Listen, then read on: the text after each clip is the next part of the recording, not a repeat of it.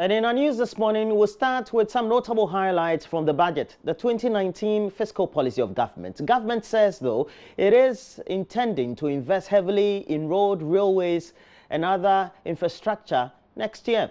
Presenting a 2019 budget on the theme, putting Ghana back to work, the finance minister also announced a number of initiatives, including widening the tax net so more Ghanaians will be made to fulfill their tax obligations. Ken Oforiatta stated members of the public will, for instance, now require a tax identification number to access social services.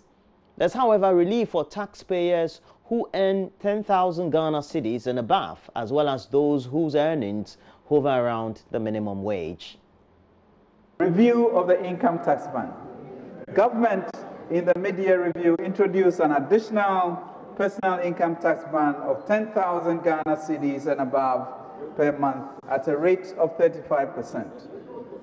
We have listened to the feedback from the public and come to the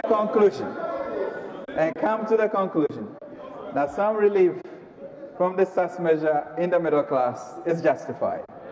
Accordingly, government proposes to review this ban to impact monthly income above 20,000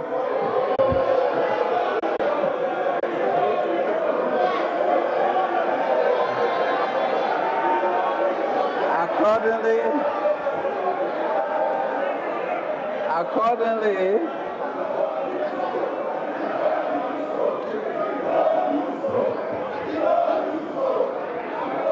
Mr. Speaker,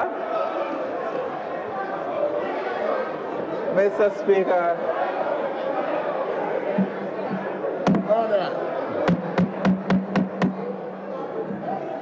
Mr. Speaker. Order.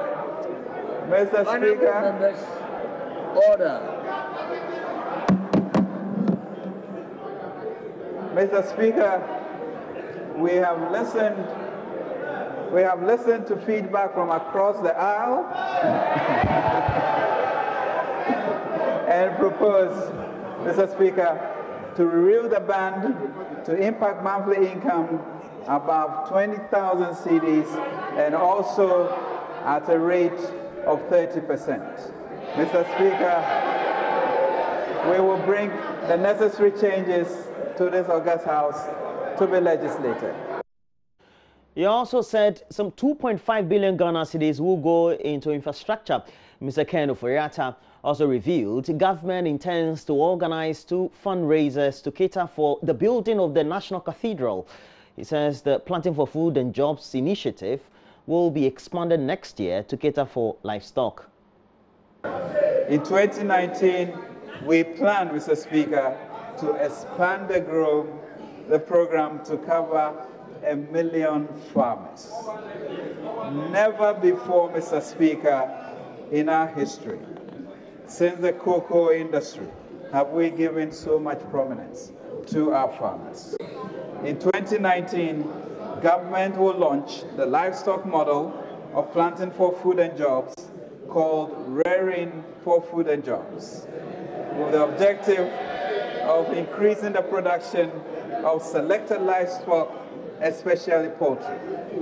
Mr. Speaker, we believe we can leverage the PFJ and the RFJ programs and our other efforts in agriculture to reduce our large imports. On the other side, though, the minority, they cast doubt on the budget, spelling doom and gloom on the statement delivered by the Finance Minister, Ken Oforiatta. Minority spokesperson on finance, Kesela Tuforson, a former Deputy Minister of Finance himself, described the budgets, which according to the government will inspire hope, as dead on arrival. Speaking to Kojo Yankson after the budget presentation, Mr. Forson stated that the minister had sought to mislead the Ghanaian public with his presentation. That previous administration awarded and contractors have worked and they are yet to be paid. It's about 730 million. Okay. Those that has been abandoned, if they are to complete it, it's about 750 million. The two put together, let me say, it's about 1.5 billion. Right. Within 2017 and 2018, they have taken 1.6 billion from Get Fund. So that money alone would have been enough to pay for those abandoned jobs and also to pay the contractors. So it is because of their own policies that this thing has arisen. And so nobody can blame the previous administration. That is what I'm talking about. So this is going to come to you for deliberation, obviously. Thank you. I wonder what exactly will be your steer? What's the big headline from the minority on this budget? What will you be seeking to achieve? What will you be seeking to achieve when you get it for deliberation? For us, we are going to check the numbers. Because what we have seen here is that most of the statements that they have made are not supported by the fiscal. For example, they've said that they are going to borrow 3 billion euro bonds from the bond market. $3 billion. That 3 billion, if you go to the fiscal table, is 2 billion. The number of projects that they've announced is also not supported by the fiscal. And that is why I've said that this budget is dead on arrival. It is dead on arrival. I won't be surprised that in the mid-year 2019, around June, the finance minister will come back to this house and revise all his numbers, because these numbers cannot be achieved. They are not achievable. And so, you know us, JoyNews, we decided to go around town sampling views of the public on the 2019 budget, while some expressed satisfaction with government estimates on how to spend for next year, 2019. They question how possible the initiatives all outlined in the budget could be achieved. But me, I think since we are yet to go in 2019, maybe we just wait and see how it's going to come out. Is it feasible? That's the question we're supposed to be asking. I'm quite interested in the $2.5 billion US for the industry here in Ghana. I mean, we are crying for jobs and employment and all that. So if there's an amount like this for just industry here in the country, I'm just being hopeful that it works out correctly. I didn't watch the whole 3.5 hours, I guess, but I was able to chance upon a few things. I'm excited that an amount of money has been allocated to the Office of the Special Prosecutor. It is one of the major, finance has been one of the major challenges of that office, and hopefully with the allocation of this money, Martin Amidu can start work. But of course, it's got to be backed with a legislative instrument, the LI, which is yet to mature. So I'm excited with the allocation of money for the Office of the Special Prosecutor. And some spare parts dealers at Abusukai also share their views. Some petroleum taxes has been waived from about, let's say, 17 to 13 and etc. I hope things will change a little. So I haven't got real into the budget system, but I will listen and see where maybe. I hope this year it will be better. This budget will be better than previously. We hope so. Once a government has come in and solving the problem, something like Doomsaw, the time we came here, you see that our light is on. The government is trying. But the previous one, he promised a lot, but we didn't see any improvement. So we are hoping that things will improve. Yeah. It's true. The way you ask the question, you have been facing many of these questions over here. Sometimes you come and ask about budgets. To me, when they read budgets in Ghana, what they read on the day is different from what they do when the year comes. So today's budget, they have mentioned a lot about we the importers. Because we saw the same thing last year. They told us that there will be a reduction in the taxes, the import taxes and import duties. But yet we are crying for it. So what shows that they will do it this time? To me, unless we reach next year and we go to clear our goods, then we see that, okay, what they said last year has taken effect. Unless I cannot say anything. Okay, to me, about the budget now, no. For me, like the first one, every year they have written the budget. To me, about also I have not get any benefit from it. The same thing, they will say it's sweet there. But when you go to the market or when you go to the port or wherever it is, I've not been getting anything from it. So for me, I can say the whole day, since morning the man started about the budget, I haven't listened to radio. Because it's the same story. They will send you sweet on the pyramid there. When you come outside, you won't get anything. So I haven't listened to it. Maybe after I'll go to online and check some things. That's all. Meanwhile, once the budget was being read, a member of the Media Coalition for the Passage of the Right to Information Bill was picked up by the police for picketing in front of the Accra International Conference Center shortly before the presentation of the 2019 budget.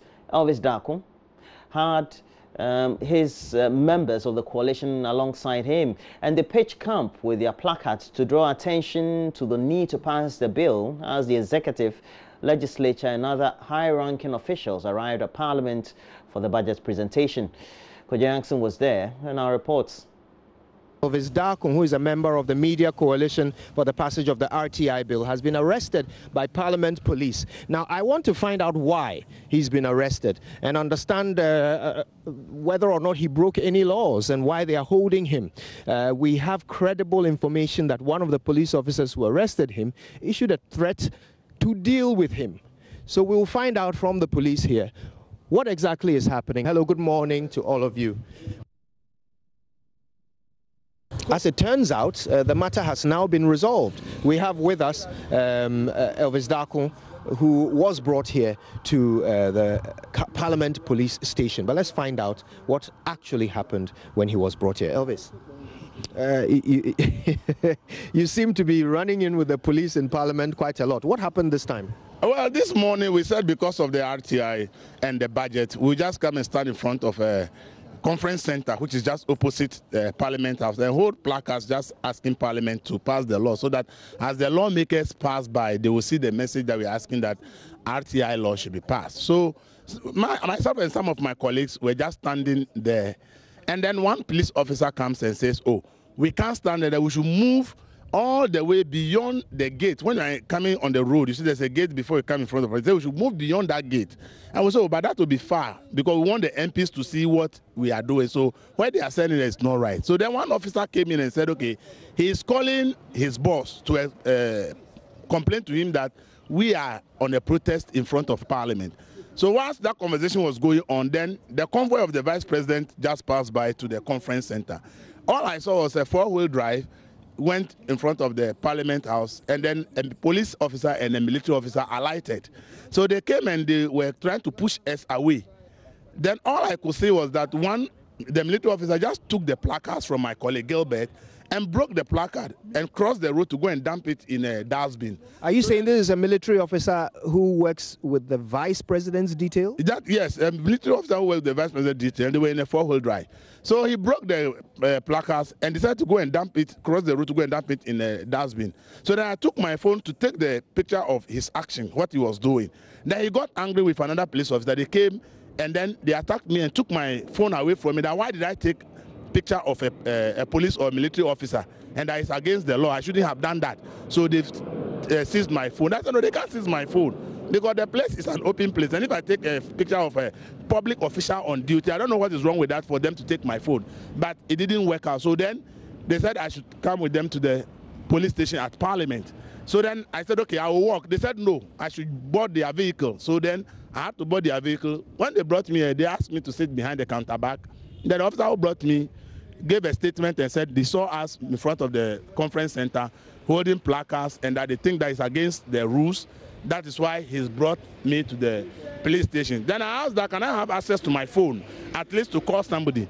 I was told that I cannot have access to my phone because once I'm arrested, I've lost my right to anything else. So even my phone was not given to me. And then fortunately, when the commander came, he invited them to his office, and by his explanation, even if you are one person and you are holding a placard or something, go on any public action, you still have to write to the police for public order for them to know that you are doing something like that. So we're here at Parliament's police station.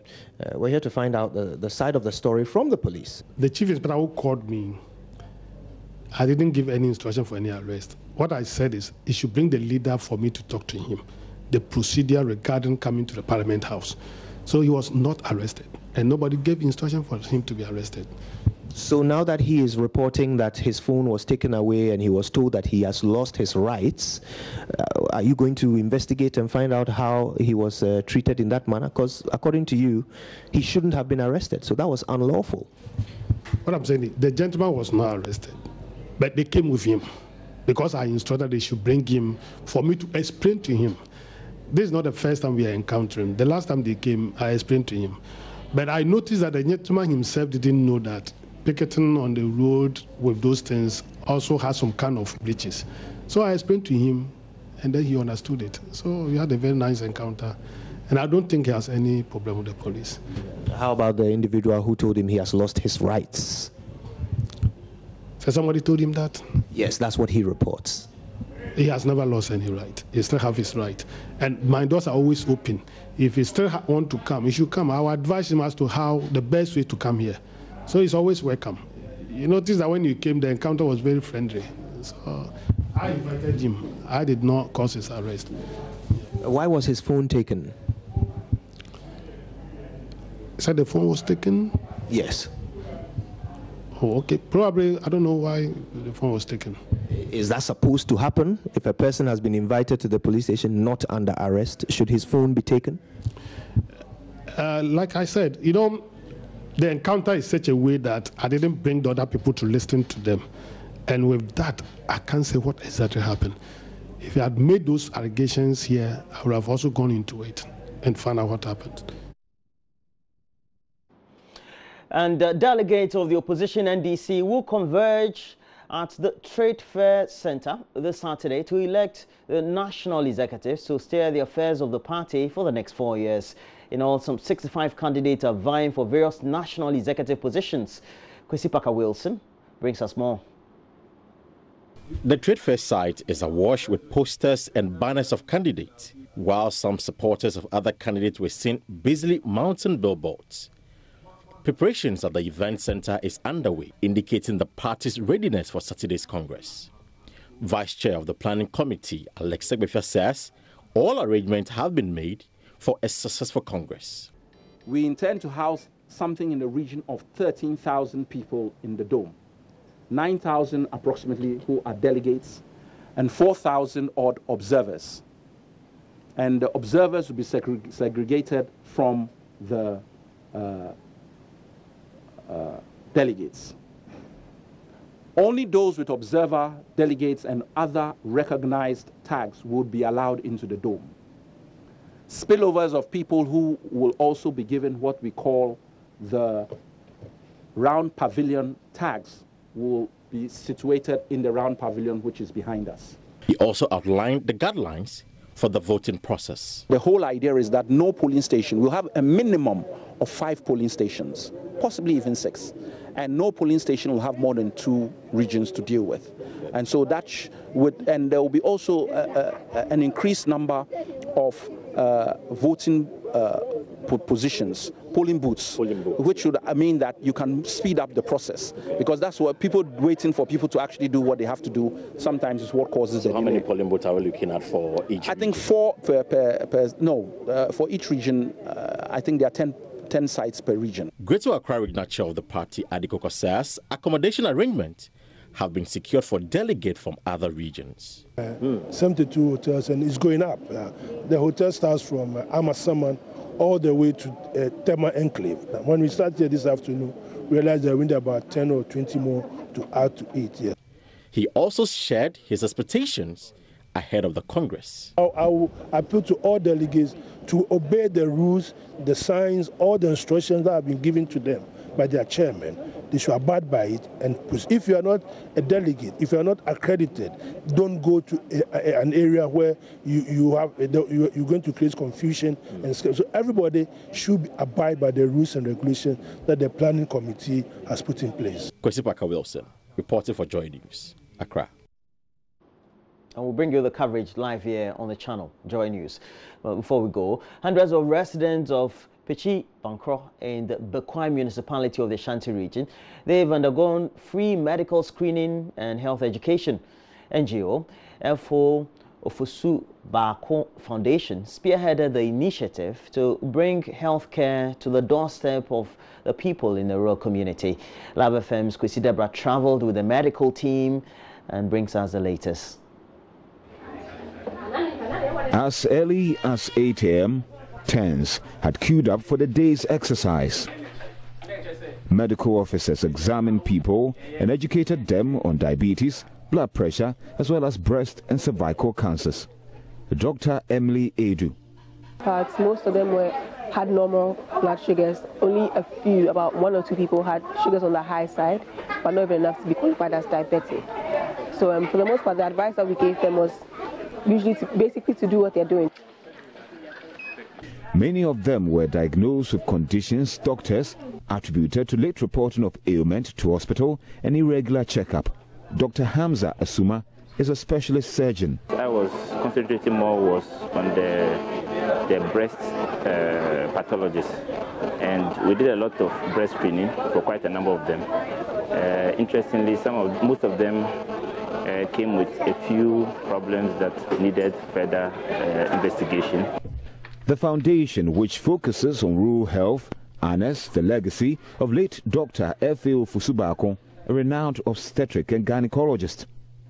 Son and president of the foundation, Dr. Ben Blair Fusubako, says the foundation has a special focus on promoting women wellness. Also, we want to involve the entire community because in our culture, as I said, women seek the confirmation of their spouses and their family before they take most decisions. And so to have the whole community understand that it is necessary, it basically helps with getting women to, seek screening in the various hospitals nearby. In partnership with PAP Pharmacy, beneficiaries received medication for free and those with severe conditions referred for further treatment. Dr. Kwabena Bebu is representative. We believe that monitoring of these things help in the management, and so you see your progress whilst you're on medication. Residents want more of such programs to help them improve their health. I learnt a lot from the health education, especially on breast cancer. I had a problem with my heels, she says, and they gave me drugs. The next stop is Ayoko in the Seche East District. Reporting for JoyNews, Kwesi Deborah. Well, so that'll be it for the latest roundup of the news. But we have more news. We're looking at the newspapers. We know all the headlines will be dominated by excerpts of the budget presentation by the Finance Minister, Ken Oforiatta. But we'll do some great discussions. I'll be joined by Nova Nakwahefort. We'll have some great highlights for you. Stay with us, but make sure that you get interactive. And so Facebook potentially is where and the platform that you can give us more of your comments. Facebook JoyNews on TV, go look for it. You can also be watching us live. My Joy Online TV is our channel on YouTube. We're taking a break. When we come back, we'll look at the papers.